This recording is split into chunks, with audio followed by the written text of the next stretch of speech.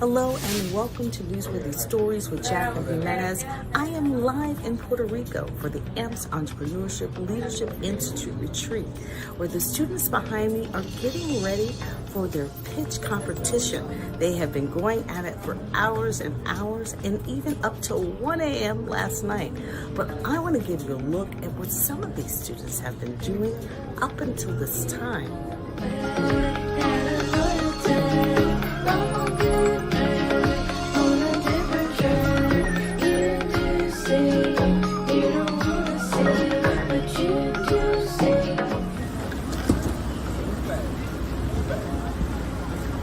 St. Thomas crew here.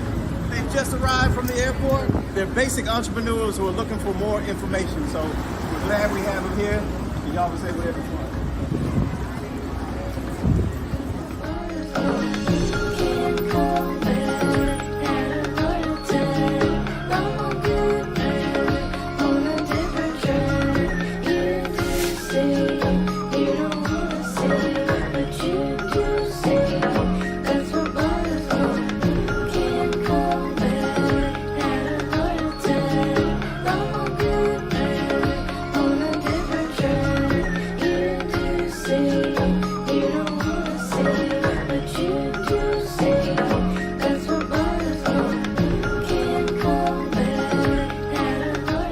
Biggest thing I learned, and here's what I want you to know. I don't care what you hear today. The biggest thing I learned is that if you're going to get ahead in America and in anywhere around the world, that you have to be able to build new relationships with people that you do not know. And once you do that, you don't know where your life can go. Because if you hang around the same people you're hanging around right now, you can't go anywhere except where you are right now. But if you learn how to build new relationships, which you're going to do this weekend, and some of you already have, all right, you're already talking to people and learning about people, and now we're going to learn how to build those relationships so they become long-lasting relationships. Because you never know where someone's going to be in 5 to 10 years. You don't know. You have CEOs in here, you have presidents in here, you have marketing directors in here, you have folks who are going to run big organizations that are right here in this room, but you don't know. Because you don't know where your life is going to take you. And that's why we have to build these new relationships. So your network will determine your net worth. One of the things we do here at AMPS is create a group on WhatsApp so that you stay in touch. And then about 30 days after we leave here or sooner, we're in touch with you. We want to make sure that you connect and connect and connect. We're trying to bring new professionals to agriculture and conservation regardless of where you want to be.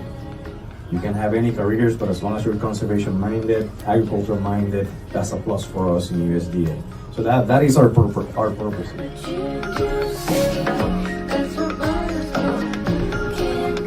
Where we are, we don't have enough startup costs to have our own place. We're working right now on renting a farm from the Department of Agriculture in St. Croix.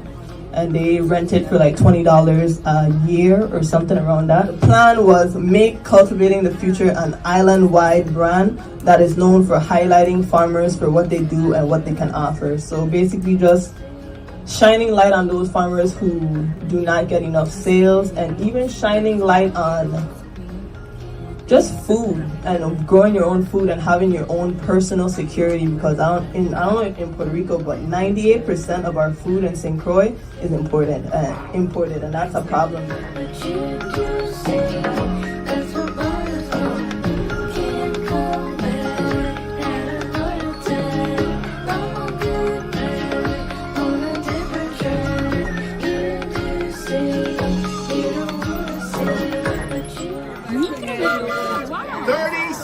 Left. 30 seconds.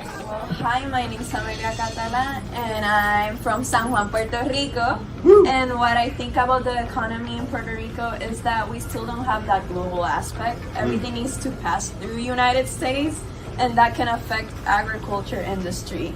And another part is, like, I'm from the city, I'm from San Juan, and I see that there's a lack of agriculture interest in those parts. And like, there's cities or other places in the world like Singapore that it's smaller than Puerto Rico, but they control the agriculture business. They know their agricultural research, and that can be us, but not necessarily it's happening right now, and that's what I see. of how the economy in Puerto Rico is currently working. Be prepared to answer a question. We're reminded of the instability of our agriculture every time we have a plate served. For example, the lettuce we ate. Yeah. It's romaine lettuce that's imported. And that's something that I think really affects the economy because we get reminded of it every single What's your major at Wisconsin? Oh, I am currently majoring in plant pathology. Plant pathology. What is that? Plant pathology is a well-rounded area of agriculture which includes plants, insects, bacteria, and how they all interact with each other. Yeah, it's really interesting. I think they're like one of the problems that we have in Puerto Rico is the fact that a lot of young people like us don't really get involved with this. Like Gabriela, right? She already said it that some people think it's dirty to estar en agricultura, and I think that's something that really needs to change because we used to have caña and when we were like before, right? And we use our resources to actually make sugar and make a lot of other things that we had before. Right. And I think there's a lot of land and a lot of resources that we can use and we don't actually use them. And I think that is really important because we want to see a change, but change comes with people and with the help of the government.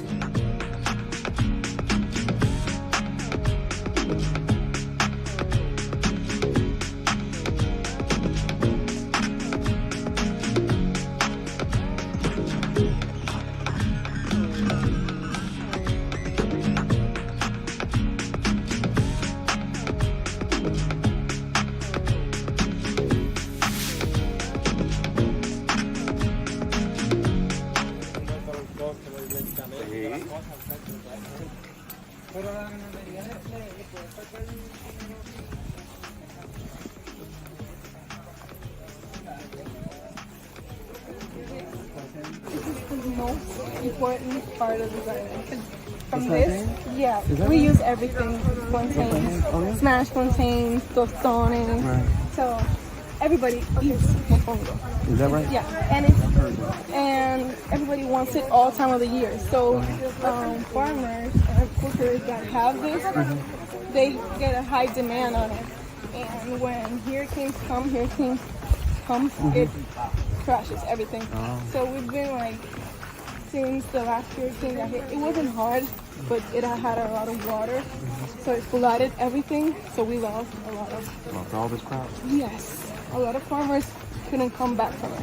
A lot of people realize that agriculture is not just the farm, but like the technology, the development of it, and a lot of people find that fun. So yeah, agricultural can be fun. Yeah, agriculture can be fun. That's great.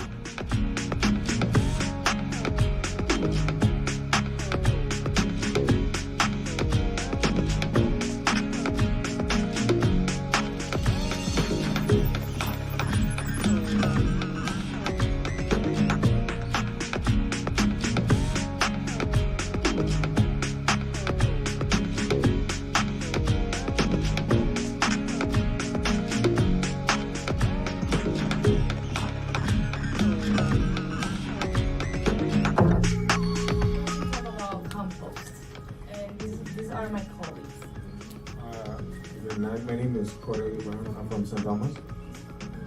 My name is Amelia Catalan. I'm from San Juan, Puerto Rico. Hi, my name is Isabela. I'm from Ciudad Puerto Rico.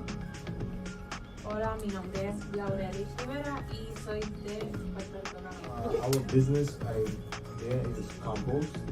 So they said that Puerto Rico has a lot of waste, like 11 tons of waste, and 30% of it per day, and 30% of it is organic material. And like St. Thomas, the soil in St. Thomas isn't the best. But we also have a lot of waste. So we were saying we could use the waste to make compost and better the soil for better gardening and making different type of plants.